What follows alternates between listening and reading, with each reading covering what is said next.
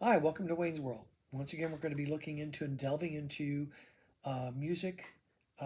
As those of you who've seen my brief videos before may know, I cover music, movies, and literature that's tied to both of those. Today, we're going to be jumping into somebody. You may not know Jack about a lot of things, but if you're a fan of 60s, 70s, 80s, and beyond rock music, you probably know who Jack Bruce is. Jack Bruce was one of the founding members of Cream with Ginger Baker and Eric Clapton. Jack wrote the bulk of the songs for the band and was also one of its primary lead vocalists along with Eric Clapton. An amazing player who had classical training, Jack began his career with Alex Corner, went on to play with John Mayall and the Blues Breakers, Manfred Mann. He also was a player with Tony Williams' Lifetime. He was such a diverse musician that he could play jazz, blues, and rock without any second thought. He just knew what to play. And of course, Jack also co founded West, Bruce, and Lang, which was the spinoff from Mountain.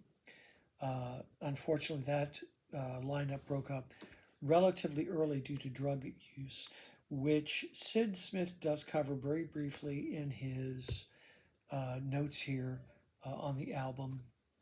Jack suffered from heroin addiction as well as alcohol abuse, which is what caused him to have a liver transplant later in life. One of the reasons why Cream did the reunion was to help to pay for Jack's medical expenses. So even though Jack and Ginger often were at odds with each other and fought quite a bit, they were like brothers in many respects. They loved and respected each other as much as they hated each other. And of course, it's well known that Ginger, when Jack was in Graham Bond organization, was the one that was given the task to fire Jack. So they both had very different views on what happened with that as well. I'd highly recommend this set. There's a second set that came out earlier this year, which is Jack Bruce of the BBC. There was an earlier version of that that came out on Polydor that's long out of print. I haven't received mine yet, but based on Esoteric, which is the label that put this out, as well as putting out the Bebop Deluxe editions that came out covering their discography and a number of other artists, I think I'm pretty safe in recommending it. Obviously, I haven't heard it yet. I'll do an update once I receive it, but it's got more extensive material than was on the earlier BBC release. That's everything that you should know about Jack for today. Secondly, I wanted to highlight a book on Jim Gordon, Drums and Demons. Jim Gordon is well known as being a member of Derek and the Dominoes and co-writing Layla with Eric Clapton. He also is known for being a member of Traffic and co-writing a single for them. What's not well known about Jim by everybody is that he suffered from schizophrenia. It completely took over his life. It dogged his entire existence. Jim got his start as a session musician in Los Angeles, playing on almost every album you can imagine out there.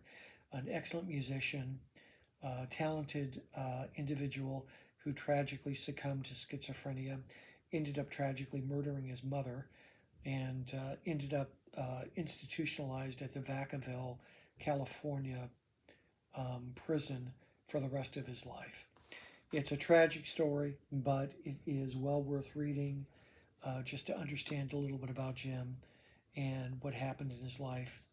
Jim used drugs to help abate some of the voices that he heard in his head from early on in his life. Unfortunately, everybody missed the signs and symptoms of how ill he was, and Jim was, of course, in denial himself about how ill he was as well, which is tragic, not just for Jim, but for everybody's life that he touched.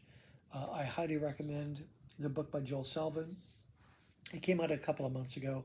I'm just now getting around to finishing reading it. It's a great book. Pick it up if you can. Thanks for joining me. Next time I'm going to cover Jack Bruce's BBC sessions if I receive it in time. I will also be covering in a separate post Ian Hunter. Happy belated birthday to Ian, who's 85. He released two recent albums over the last 2 years.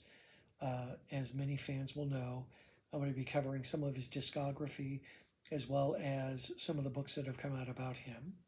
And if you have any other questions, drop me a note in the comments and I'll try to answer them. If I get anything wrong, please let me know.